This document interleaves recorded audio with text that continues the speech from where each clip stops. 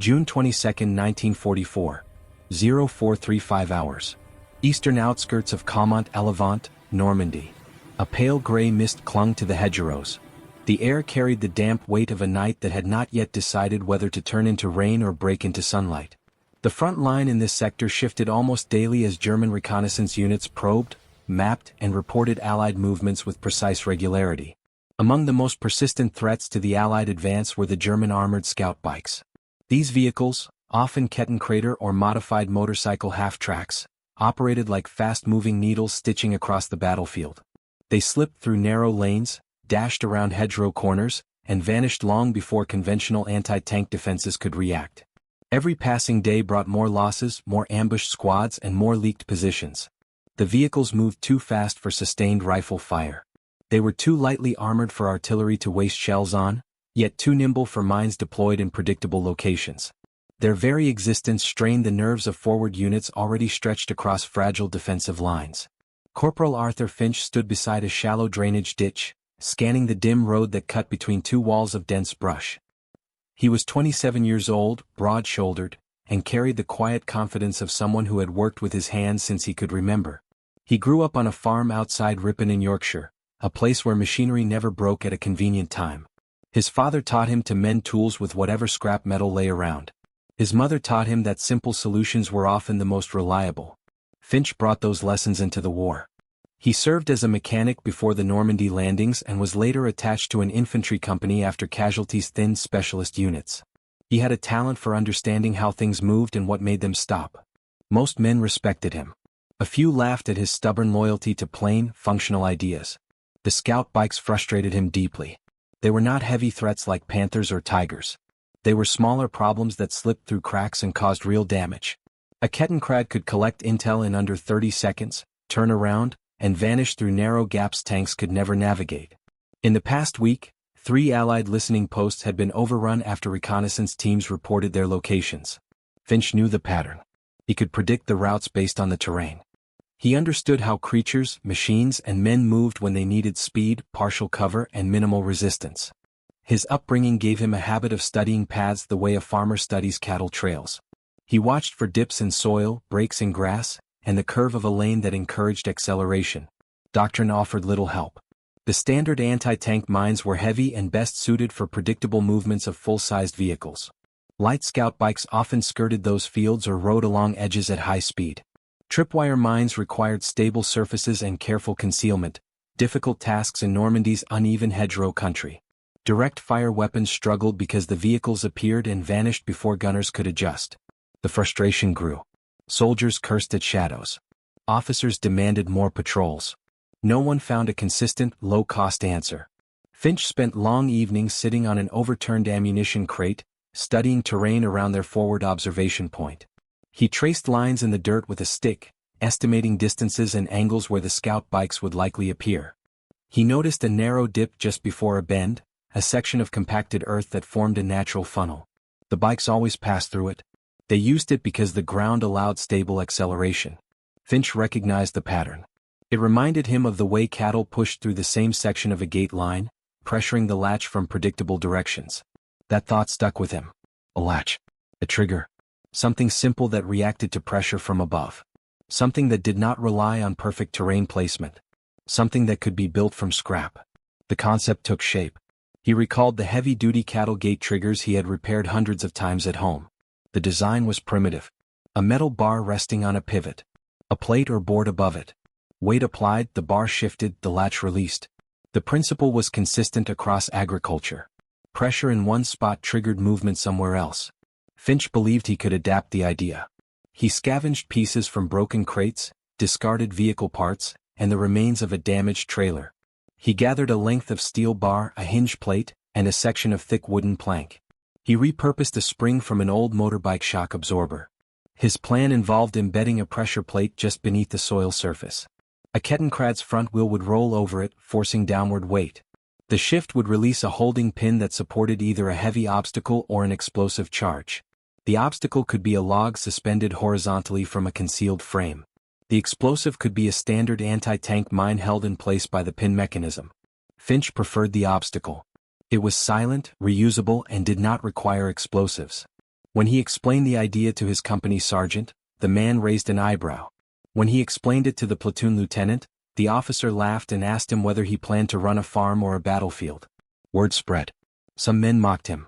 They called it the cattle gate trigger. They joked that he should build a barn around it. Others dismissed the concept because it seemed too low-tech. Many believed only factory-produced weapons could yield reliable results. Finch listened to every remark. None changed his mind. He knew how gates worked. He knew how mechanical weight triggered motion. He knew the terrain favored simple, pressure-based traps more than conventional mines. He trusted his experience. At dusk, he returned to the chosen bend in the road. He spent hours digging a narrow channel to house the pressure plate. He packed soil around it. He tested the movement repeatedly using stones and equipment to mimic weight distribution. He reinforced the release arm with scrap steel to prevent warping. He camouflaged the visible components. Behind a hedge, he lashed a thick log across a wooden frame built from spare planks. The log hung slightly above eye level, held in place by a pin linked to the pressure plate. When engaged, the pin would slide free and gravity would drop the log with brutal force. He calculated the mass and momentum. He confirmed the arc of the drop would strike the front of any vehicle coming through the dip at speed. The mechanism worked during each test. Finch wrote the numbers in a small notebook. He measured distance from trigger to impact. He estimated the force delivered. He adjusted the hinge twice. He reinforced the pin housing. By midnight he felt confident. The trap was ready. All he needed was approval to deploy it officially. Corporal Finch approached his platoon lieutenant the next morning. The man listened with mild impatience, arms crossed, fatigue showing through his dust-coated uniform. Reports from the previous night indicated yet another German scout bike sighting near their sector.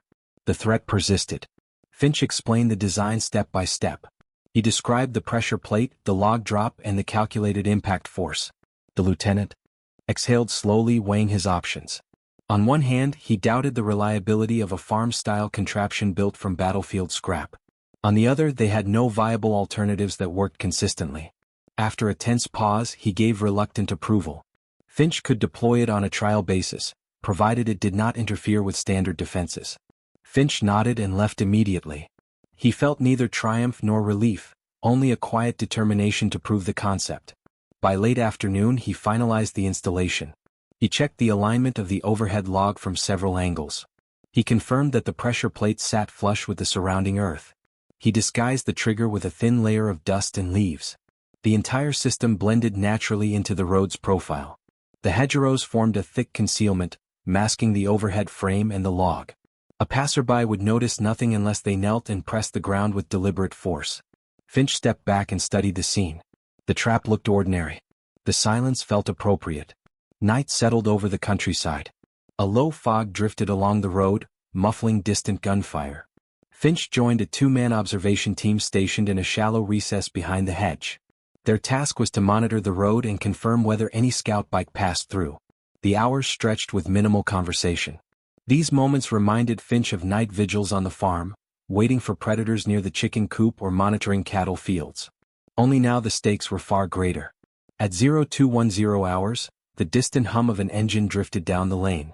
It grew louder, steadier, and carried the distinctive mechanical rhythm of a Kettenkrad. Finch stiffened. The observation team leaned forward. The vehicle approached with predictable confidence, using the narrow road as a corridor. Its headlights were dimmed. Its speed was moderate but purposeful. The crew likely expected no resistance. Scout bikes often operated with the assumption that their agility kept them safe. This overconfidence had cost Allied units dearly. The Kettenkrad entered the dip in the road. Finch waited, breath held tight. The front wheel rolled across the pressure plate. The trigger arm shifted. The steel pin slid free with a faint click. For a fraction of a second, nothing happened. Then gravity delivered its answer. The heavy log dropped from its frame with violent speed. It struck the front section of the Kettenkrad with crushing force. The impact shattered the front wheel assembly and drove the nose of the vehicle downward. The collision jarred the entire frame. Metal bent. Sparks flashed. The vehicle lurched sideways, skidding into the hedge. The engine choked and died. The crew never had time to react. One man was thrown clear. Another remained trapped beneath the damaged controls. Finch and the two observers approached cautiously with weapons ready. They secured the surviving German, who was dazed and confused. The man stared at the broken log trap with disbelief. He muttered something about farm tricks and expected sabotage. He could not comprehend how a simple wooden structure had defeated an armored reconnaissance vehicle. Word spread quickly through the company. Men gathered around the damaged Kettenkrad in the following daylight, studying the splintered log and twisted metal. Some laughed in amazement. Others shook their heads in quiet respect. The same soldiers who had mocked Finch now inspected the mechanism with genuine curiosity. A few admitted that they had underestimated his approach. The lieutenant, previously skeptical, nodded in approval. The effectiveness of the trap was undeniable. The success of the cattle gate trigger reached the battalion command post within hours. Reports described the trap as non-standard but effective. Officers requested a detailed explanation. Finch presented his notes, sketches, and calculations. The senior officers were surprised by the simplicity and reliability. They realized the design required minimal resources and could be replicated quickly by other units. The terrain favored such traps. Hedgerow country provided concealment for overhead frames. Narrow roads and dips allowed predictable trigger points. The Germans relied heavily on swift reconnaissance. This combination created a perfect environment for Finch's idea. Within 2 days, Finch oversaw the construction of 3 additional traps in nearby sectors. He trained small teams on assembly techniques. He taught them how to measure trigger weight, align obstacles, and camouflage components. He emphasized reinforcement of hinges and careful placement of pressure plates. The soldiers listened with attentiveness. They recognized the value of a tactic that neutralized scouts without expending scarce munitions. The traps became a quiet but critical asset. The German reconnaissance units reacted with wary adjustments. They became more cautious in their routes. They slowed near dips in the road. They began probing with poles or sending infantry ahead to inspect suspicious terrain.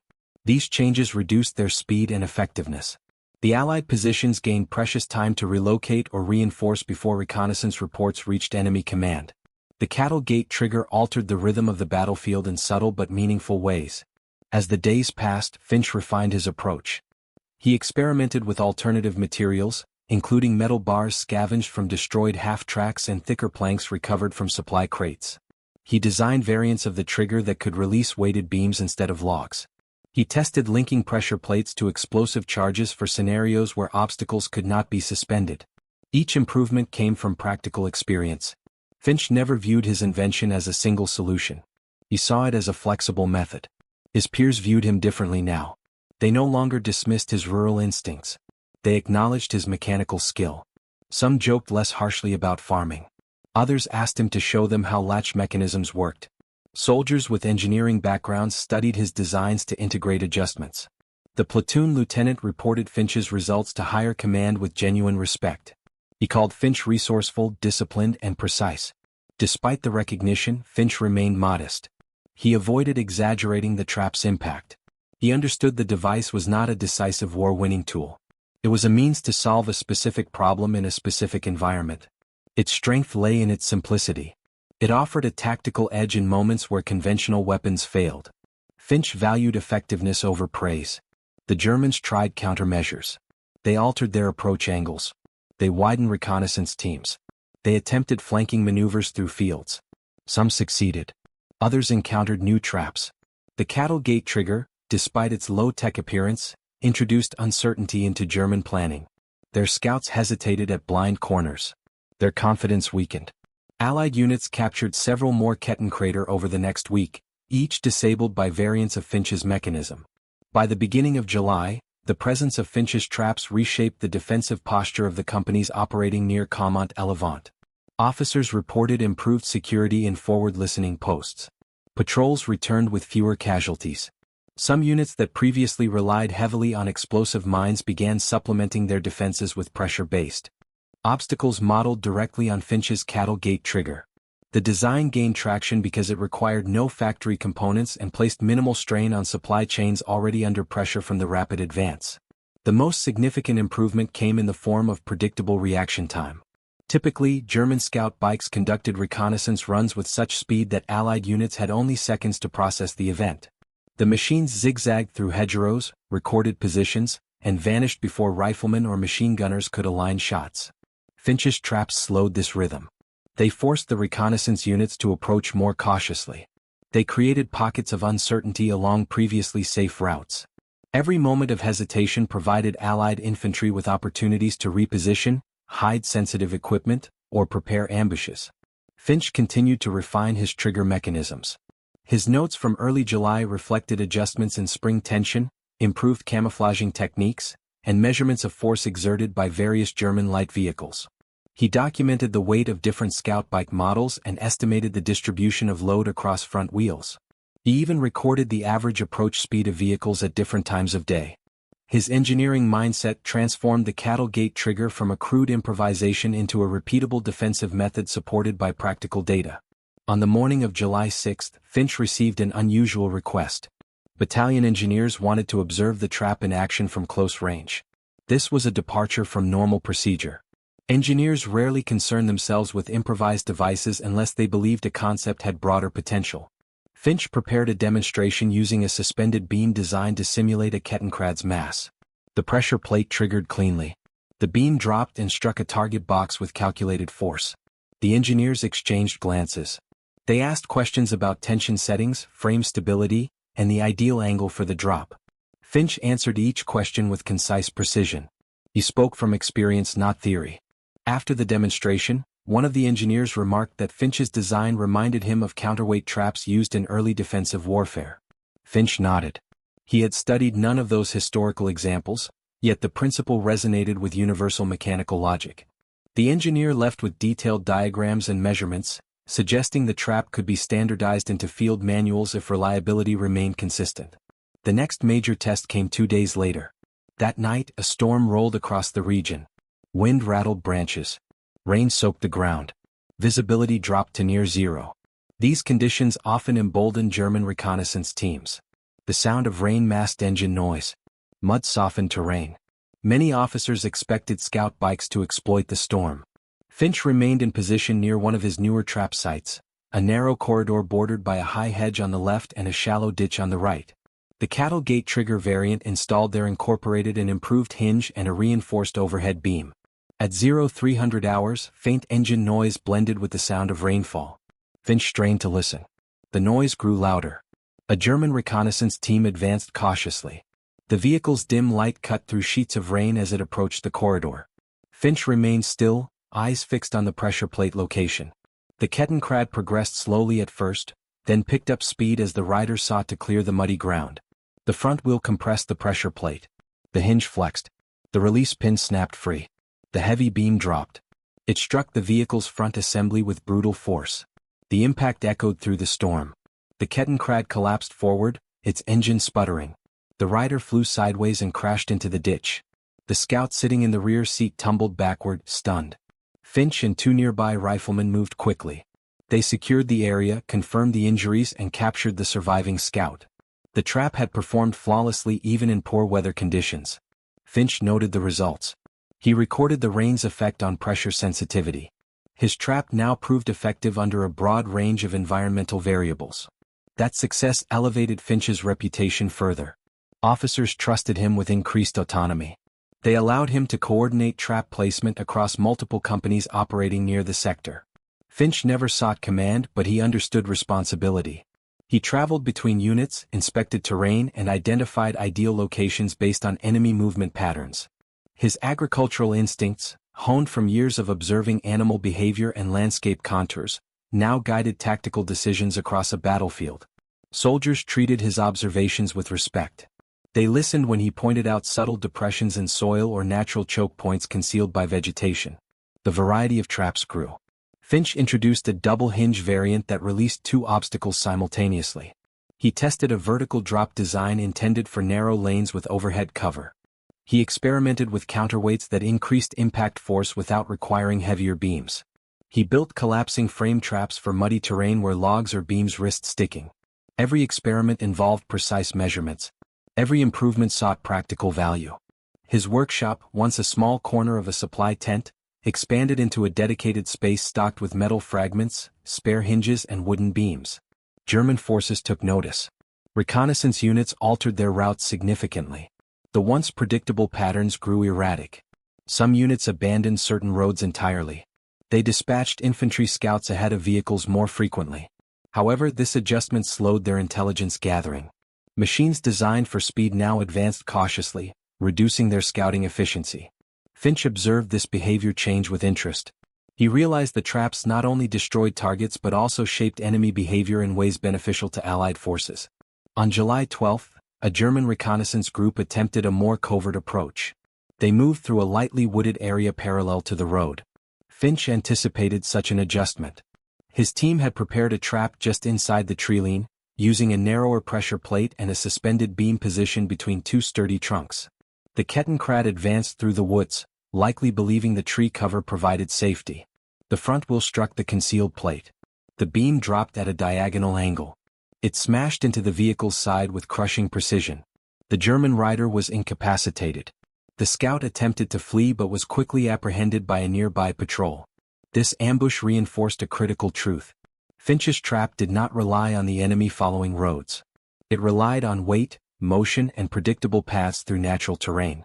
Whether along a hedgerow lane, a dirt track, or a narrow forest gap, the pressure plate mechanism adapted to the environment. Finch recorded the test results as usual, noting the effects of uneven forest soil on trigger sensitivity. As word of his repeated successes spread, senior officers began referencing Finch's methods during operational briefings. Some compared his impact to improvised countermeasures used by resistance groups in occupied Europe. Others described him as a practical engineer whose solutions emerged organically from battlefield necessity. Finch brushed aside such comments. He valued accuracy, not compliments. He continued refining the trap because each improvement represented fewer casualties and fewer compromised positions. Toward mid-July, German reconnaissance activity decreased markedly. This absence did not mean the threat had vanished. It meant the enemy recalibrated. Finch warned officers that the Germans were likely developing counter-strategies. He predicted they would introduce heavier scouts, perhaps armored cars, to replace vulnerable bikes. He recommended reinforcing trap frames, widening pressure plates, and testing mechanisms capable of disabling larger vehicles. His warnings proved well-timed. Reports on July 16 indicated that German SD-KFZ 221 armored cars were spotted near the sector. The arrival of the SD-KFZ 221 changed the dynamic of German reconnaissance. This armored car carried heavier plating and a mounted machine gun. It posed a greater threat than the Kettenkrad. Finch understood that his original cattle gate trigger could cripple light vehicles but might not deliver enough force against a reinforced front plate. He spent the night reviewing his notes, studying diagrams of German armored cars, and considering the weak points in their design. He focused on exposed components near the lower chassis. He believed a heavier drop beam, combined with a stronger trigger assembly, could generate enough force to damage the suspension or steering column. At dawn, Finch visited the battalion engineers. He requested access to thicker metal segments recovered from a destroyed German half-track. The engineers agreed. They helped him cut a long section of steel plating. Finch examined the weight distribution. He measured the beam's length and estimated the impact force when dropped from height. The numbers impressed the engineers. A reinforced beam dropped from a stable frame could shatter steering components on most light armored cars. Finch proposed building a new trap using the same pressure plate trigger, but the release pin and frame needed reinforcement. The engineers approved his plan. Finch and a small team scouted terrain for a suitable test location. They selected a narrow lane framed by high hedgerows. The ground dipped slightly before curving left. The curve encouraged drivers to maintain moderate speed. The enclosed space created natural conditions for a suspended drop beam. Finch designed a frame capable of supporting the heavier beam. He strengthened the hinge using parts from a destroyed trailer. He replaced wooden supports with metal braces. The pressure plate remained the same size, but he adjusted the linkage to ensure smooth release despite the increased weight. Building the new trap took most of the day. The frame had to withstand damp soil and shifting ground. Finch secured the metal braces with long stakes driven deep into the earth. He double-checked every bolt and hinge point. The pressure plate linked cleanly to the release pin. He tested the mechanism multiple times using rocks and equipment to simulate weight. Each test released the beam properly. Finch documented every measurement and confirmed that the trap could function under battlefield conditions. That night the sky cleared. Moonlight filtered through gaps in the hedgerows. Finch returned to the new trap site with 2 riflemen. They positioned themselves behind a dense thicket. The silence stretched long. German activity had grown unpredictable. The arrival of armored cars suggested reconnaissance patterns were shifting again. Finch knew the enemy wanted to reassert control over the sector. Shortly after 0200 hours, the sound of a distant engine broke the quiet. The tone was deeper and more deliberate than that of a Kettenkrad. Finch recognized the growl of the SD, KZ 221. He whispered a warning. The riflemen steadied their positions. The armored car approached slowly at first as if testing the lane. The driver increased speed just before entering the dip. The headlights flickered across the road surface. The armored car's front wheels rolled onto the pressure plate. The plate compressed. The hinge responded. The release pin dropped free. The heavy beam fell with violent force. The impact struck the vehicle's right front wheel assembly. Metal screeched. The steering column bent under the sudden load. The front of the armored car twisted sharply. Its wheel jammed against the hedgerow. The engine sputtered and stalled. The vehicle tilted at an awkward angle. The crew inside reacted in shock. One man tried to push open the turret hatch. Another attempted to climb out through the side door. Finch and the riflemen moved carefully. They kept their weapons trained on the armored car. The hatch opened slowly. A German crewman emerged with his hands raised. Another followed moments later. Both were disoriented. Neither understood how a suspended beam had disabled their armored vehicle. Finch secured the prisoners and inspected the damaged car. The beam had struck exactly where he intended. The reinforced weight shattered the suspension. The steering linkage bent beyond repair. The vehicle was immobilized. At dawn, a crowd gathered around the disabled SD KZ 221. Officers studied the beam's angle of impact. Engineers inspected the pressure plate. Soldiers traced the frame with their hands, surprised by the simplicity of its construction. Finch explained the design in plain terms. He emphasized that the trap used gravity, not artillery. The officers recognized the significance. This method offered a way to counter light armored threats without consuming valuable ammunition. Finch received direct commendation from the battalion commander. The man praised Finch's ingenuity and encouraged him to continue refining his designs.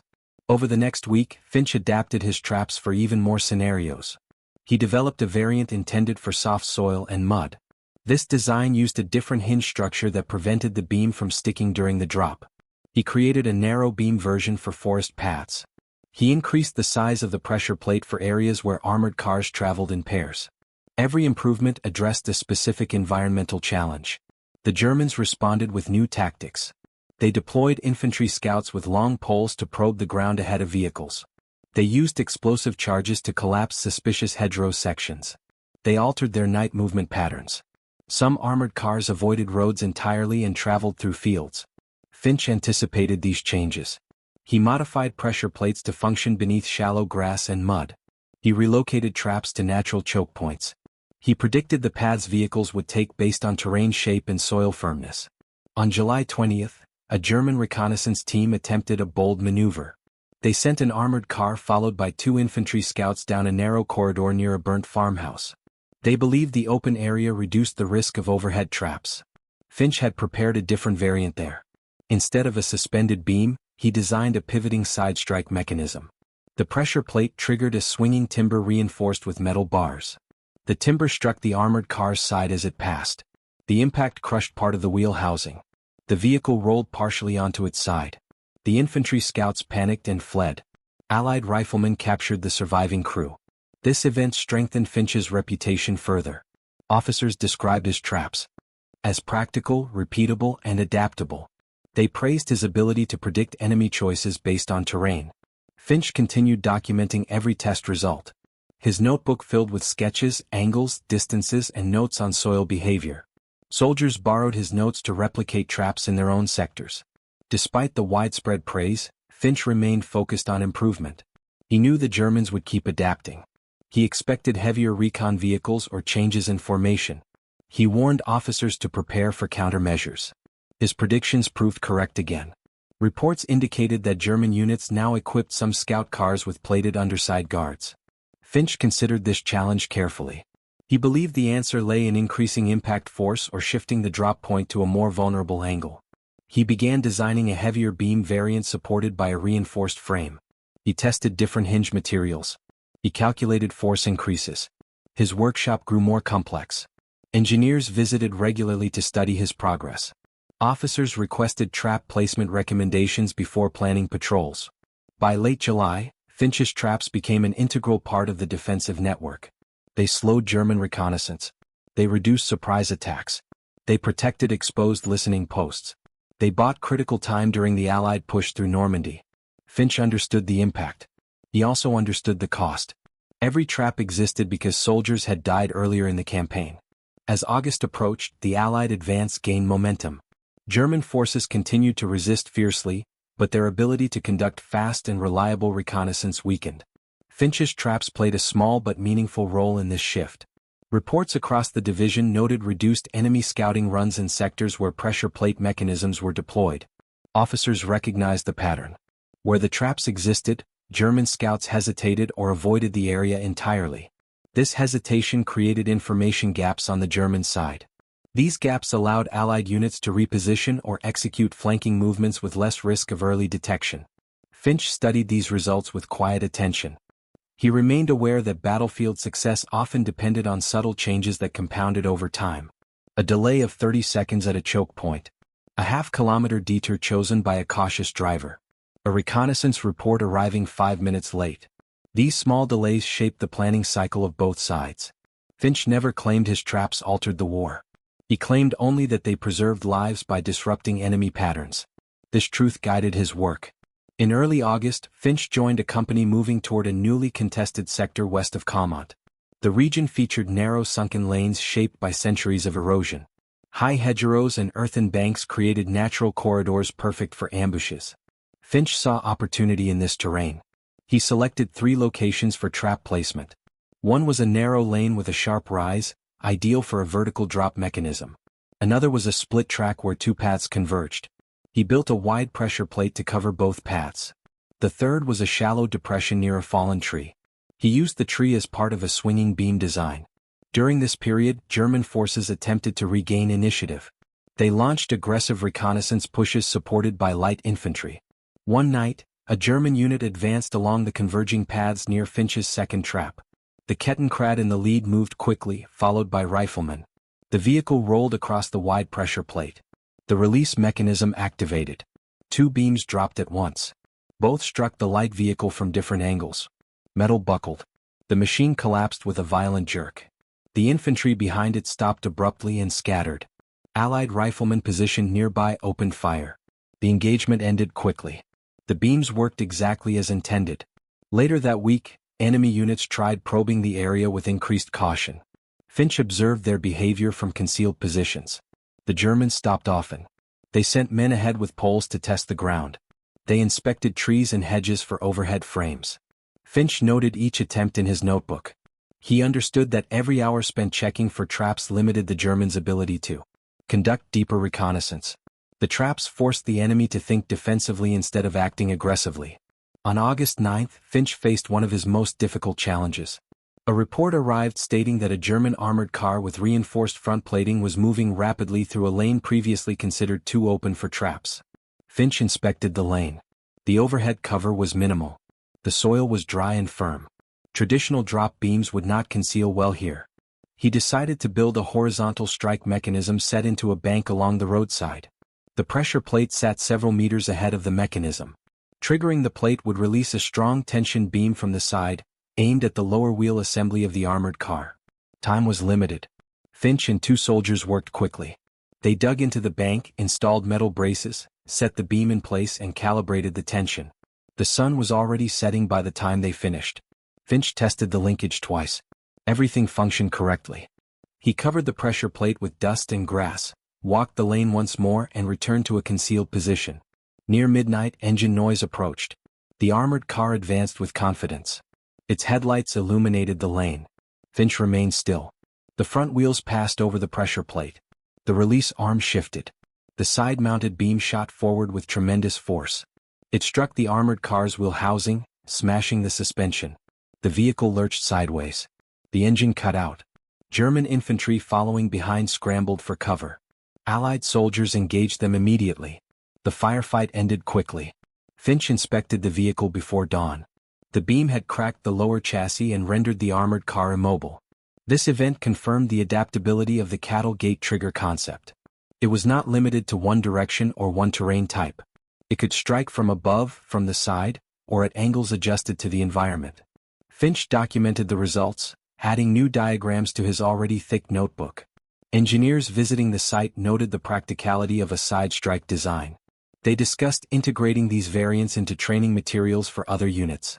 As the Allied push continued, Finch spent less time building traps and more time advising companies on terrain assessment.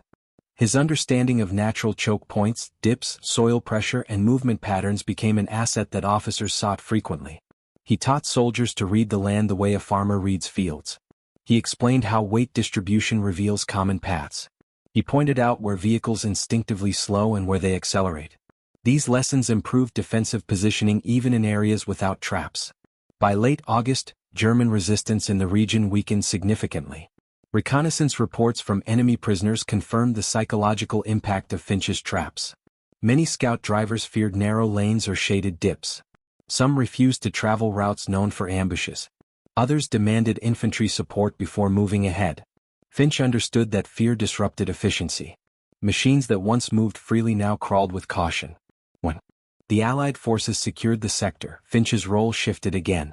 He assisted engineers in documenting the final versions of each trap. They recorded measurements, materials, and recommended placement strategies. They included observations on soil firmness, hinge durability, and frame reinforcement. Finch answered every question with clarity. He wanted future units to understand the principles behind each design. After the war, Corporal Arthur Finch returned to Yorkshire. He resumed work as a mechanic on the same farm where he had learned to fix gates and mend machinery. He rarely spoke about his wartime contributions. To him, the traps were practical solutions, not symbols of heroism. His former officers, however, remembered him differently.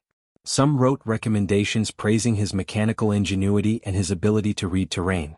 A few engineers kept his notes and used them to teach concepts of improvised defensive engineering. For many years, Finch remained unknown outside his unit. His traps never became widespread doctrine. They existed only where terrain allowed and where resourcefulness mattered more than standard equipment. Yet the soldiers who served near Caumont during the summer of 1944 remembered the quiet corporal who built deadly mechanisms from scrap wood and metal. They remembered the man who used a simple pressure plate, a hinge, and a weighted beam to stop fast-moving reconnaissance units that once seemed untouchable. They remembered how his work saved lives by slowing the invisible hand of the enemy. Finch kept his notebook. Its pages held diagrams, soil measurements, sketches of hedgerows, and calculations of force. It represented months of fieldwork shaped by loss, necessity, and relentless adaptation. He placed it in a drawer at home. He did not seek recognition. He valued only the results and the knowledge that his traps gave Allied soldiers a fighting chance in a landscape filled with danger. The story of Arthur Finch endures quietly in military records. It highlights the power of simple ideas applied with precision. It shows that ingenuity can emerge from humble origins. It proves that solutions do not require complexity when the mind behind them understands weight, motion, and the land itself.